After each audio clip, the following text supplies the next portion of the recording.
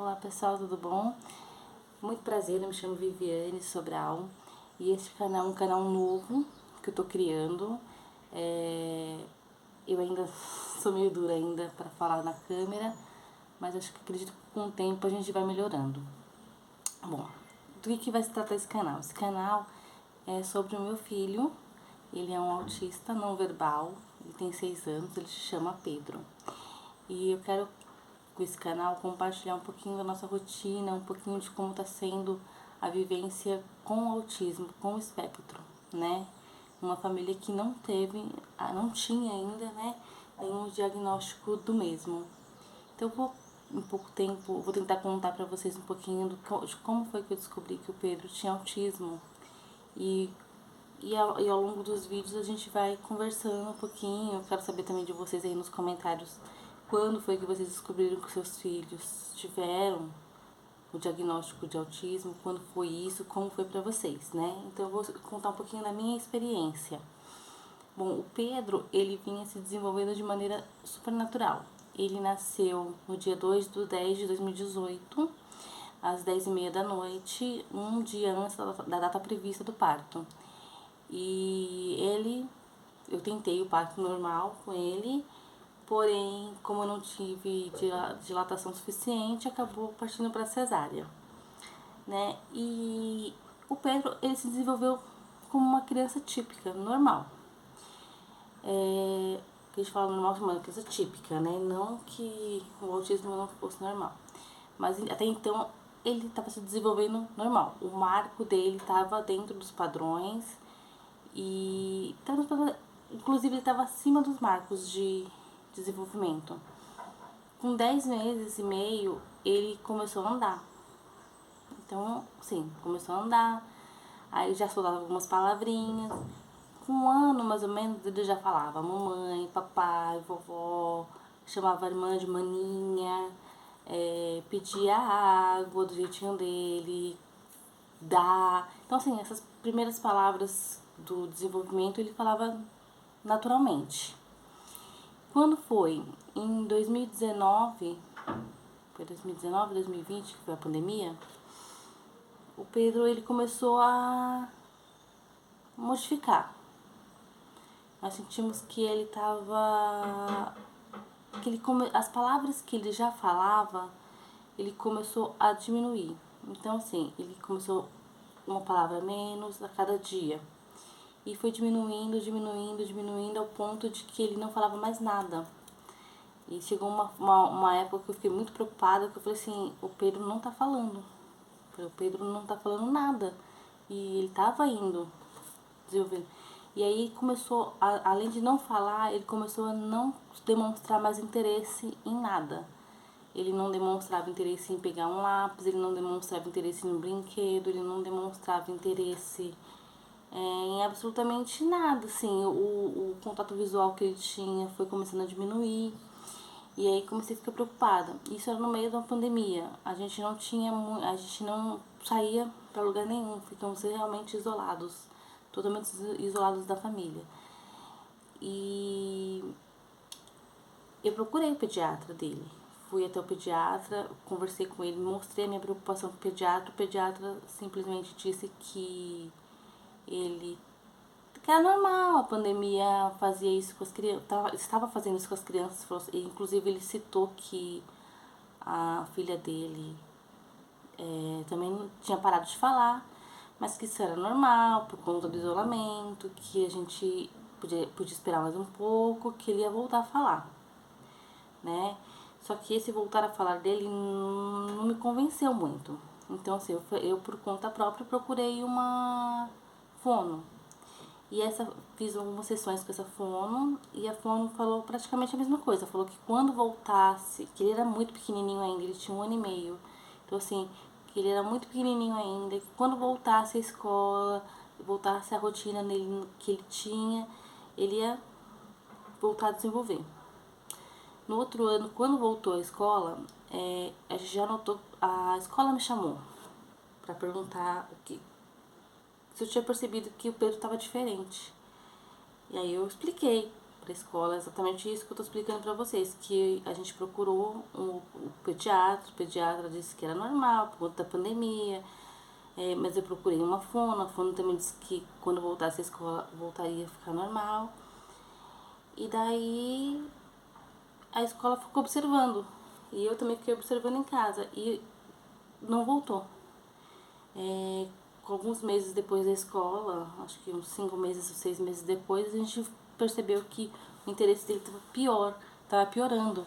Ele estava, toda vez que a professora falava que ia fazer alguma atividade, ele deitava a cabeça na carteira e dormia. Ele não queria, ele fugia da demanda, fugia muito da demanda. Então, eu resolvi, por conta mesmo, procurar uma clínica de terapia. Então, me indicaram uma clínica que ficava aqui próximo, assim, mais ou menos próximo. E eu comecei a fazer as terapias com ele. Comecei a fazer a terapia com a psicóloga, com a fono e com a TO. Só que o Pedro tinha alguns comportamentos inadequados, que isso atrapalhava muito o processo da terapeuta para tentar fazer. Então, assim, a maioria dos retornos que eu tinha das terapeutas era que o Pedro não tá querendo fazer, o Pedro tá fazendo um comportamento que não pode, ele não tá aceitando, então, várias coisas assim desse tipo. Então, o Pedro realmente ele não estava aceitando a terapia. E aí a gente ficou nisso por uns 6 meses, mais ou menos. 6 meses tentando, insistindo com a terapia. Num certo dia, elas me chamaram para uma devolutiva e falaram o seguinte: olha, Viviane, a terapia que a gente está fazendo é uma terapia convencional. E o Pedro não aceita terapia convencional. Você vai ter que procurar uma terapia ABA para ele. Então aí já despertou um primeiro gatilho do autismo, né? Eu pensei, ABA, né? A gente associa o ABA com autismo. E eles me passaram um relatório, tudo. E aí beleza, eu vou procurar então uma clínica que faça a terapia ABA. Só que nisso eu precisei, antes de fazer a terapia ABA, precisei passar ele no neuro, que foi muito difícil de conseguir. Eu fiquei 3 meses tentando conseguir um neuro depois da dispensa da clínica. Então, assim, olha o tempo que eu perdi, né? Então, eu fiquei 3 meses tentando passar com o neuro e só passei com o neuro do convênio porque eu briguei lá no convênio para conseguir um encaixe, fui no Reclame Aqui e eles marcaram essa neuro. Então, a neuro me passou, aí quando eu conseguia passar com a neuro me passou um encaminhamento para terapia ABA. E aí foi mais uma luta, porque eu tive que de novo tentar uma clínica que fornecesse o tratamento. E aí foram mais 2 meses na luta com o convênio, para o convênio me indicar uma clínica que fornecesse essas terapias que o Pedro precisava ABA. Eu fui conseguir essa clínica, tipo, no final do ano, dezembro, nos últimos dias de dezembro, assim, tipo, 15 de dezembro, metade de dezembro. E depois a clínica, até por conta do final do ano, a clínica para, tudo. Então, assim, a gente parou. E aí, quando começou realmente, assim, o tratamento ABA foi em janeiro de 2022. Em janeiro de 2022 a gente começou a terapia ABA. E aí, aí ficamos praticamente um ano fazendo a terapia, uma vez por semana somente. Porque como ele não tinha laudo, a gente não conseguia aumentar essas terapias dele. E então ele ficou praticamente um ano, uma vez por semana, fazendo meia hora de cada terapia. Ou seja, um ano perdido, porque se você parar pra pensar, esse um ano que ele fez não valeu nem 2 meses de terapia se fosse todos os dias, né? E aí o que acontece? Aí quando foi? Peguei todos os relatórios da clínica, consegui juntar o que eu tinha que juntar e fui tentar de novo passar no neuro. Mais uma vez, a luta de conseguir um neuro, uma briga para conseguir um neuro com convênio, não conseguia o neuro, não conseguia marcar a agenda do neuro para 5 meses. E assim, foi uma luta muito grande. Quando foi em maio de 2023, eu consegui passar com o neuro novamente. E aí foi nessa consulta que eu conversei com esse neuro que eu saí com o laudo do Pedro de autismo, né?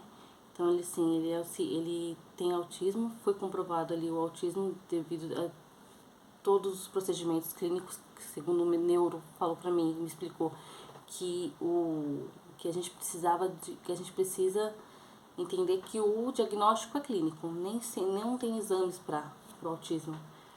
Então, clinicamente falando, o Pedro é autista, então ele recebeu o laudo de autismo e foi aí que eu consegui aumentar as terapias do Pedro. E aí vai de novo uma luta novamente. Por quê? Porque a clínica nunca tinha vaga. A clínica nunca tinha vaga, as vagas da clínica eram limitadas, eu não conseguia aumentar. Então, assim, eu tive que brigar muito com a clínica para eu conseguir ter uma constância de terapias pro Pedro. E depois de muito brigar com a clínica, eu consegui praticamente... Eu só consegui meia hora de cada terapia para ele. E então eu tive que dividir, porque o neuro pediu 2 horas de fono, pediu 1 hora de TO, a princípio, né? Pediu com a psicóloga 4 horas com a psicóloga. E eu acho que foi isso, foram com esses 3. E aí eu consegui, mas eu consegui tudo picado, tipo meia hora por dia. Então eu ia praticamente todos os dias na clínica pra ele ficar. Tinha dia que eu ficava só meia hora na clínica. E eu vou dizer pra vocês, assim, o quanto é difícil isso, porque além disso, além de não conseguir os horários melhores pra ele, a gente tinha muito problema com essa clínica que ele tava antes. Eu não vou citar aqui, mas depois, no momento oportuno eu posso citar, né? Mas essa clínica a gente tinha muito problema com eles, porque eu acredito que é com a maioria das clínicas, né? Mudança de profissional. O Pedro, ele acostuma com a pessoa, ele tem essa questão de acostumar, ele acostuma fácil até, só que mudava muito, era muita mudança, assim, a gente chegava, essa semana ficava 2 semanas com a fono, quando pensava que não, a fono saía, entrava outra, aí começava tudo de novo, aí ficava 2 meses com a fono, aí a fono saía, entrava outra, e assim a gente ficou, acho que o Pedro ficou nessa clínica 1 ano, que foi o ano de 2023 todinho, né? Ele ficou 1 ano nessa clínica, 1 ano e meio, na verdade, né? Porque ele entrou em 2022. E ele ficou 1 ano e meio nessa clínica. Ele teve foram 4 fonos, 3 psicólogas, 2 TOs e um período de 2 meses e meio sem TO. E no final, antes de eu sair da clínica, já tava, a fono tinha mudado também umas 2 vezes, assim, na sequência. Entrava uma fono e saía e entrava outra. Então foram 4 fonos que ele teve. Aí, do nada, num dia, assim, como num sábado, né? Ele fez terapia na sexta e tal. Num sábado eu recebo um informe da clínica falando que eles não iam mais aceitar meu convênio. E, tipo assim, a partir de segunda. Não foi um aviso, ai, daqui 1 mês a gente vai parar de aceitar. Não. A partir de segunda-feira seu filho não passa mais aqui, não pode passar mais aqui por causa do convênio. E aí eu corri, feito uma louca no convênio, procurando uma clínica que atendesse o meu filho. Eu moro no Jaraguá, que pra quem conhece aqui em São Paulo, eu moro, sim, do lado do Pico do Jaraguá. E a clínica que ele fazia era na Lapa. E eu corri que nem uma louca no chat, lá como que fala? No telefone do convênio, né, pra poder achar uma clínica que pudesse. Tive que falar com 4 atendentes pra conseguir, sim, pra tentar conseguir uma resposta suficiente, uma resposta, porque a primeira me disse que não tinha clínica disponível, a segunda falou que não, porque a clínica que você está habilitada ainda aqui. E aí a gente vai explicando que a clínica mandou um comunicado, que a gente não ia poder continuar lá, eu precisava de uma nova clínica.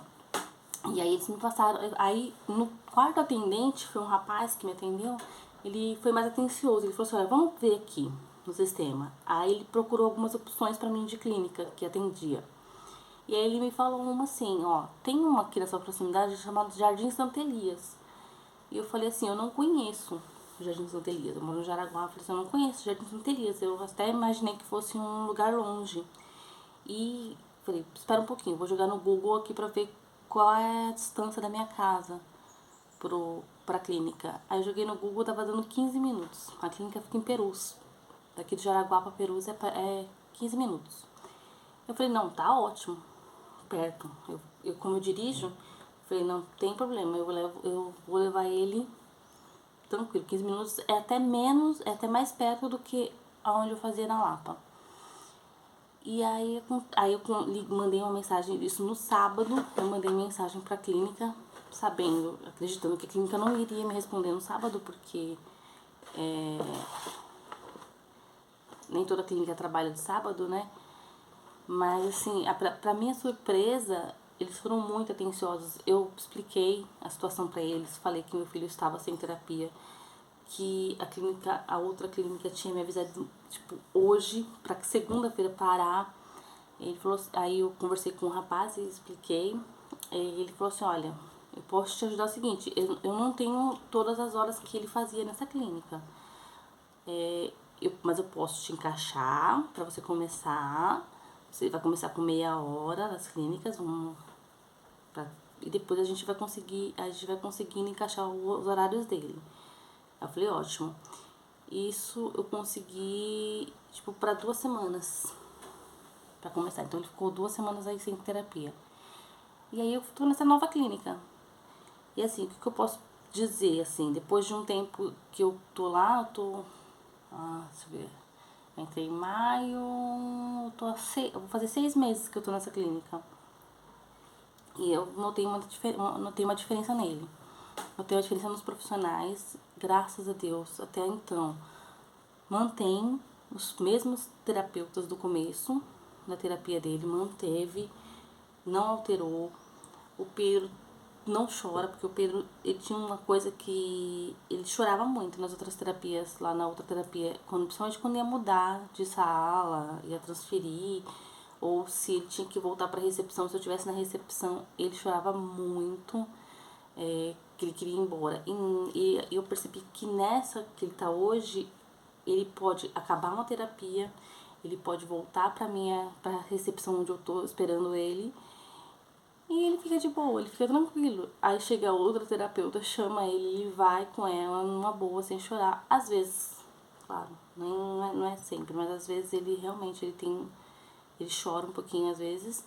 Mas assim, na grande maioria das vezes, assim, 90%. Mas 90% de vezes ele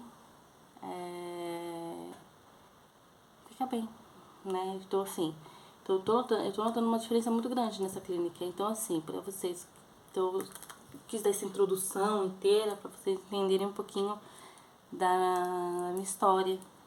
E eu não vou estender o vídeo muito longo, vou deixar o vídeo muito longo, mas assim, esse é um começo da minha história e eu prometo que eu vou voltar aqui para contar mais um pouquinho de como é viver na neurodivergência, né? Como que tá sendo pra gente como família viver com essa questão, né? As dores, as alegrias e contar como que tá indo o Pedro.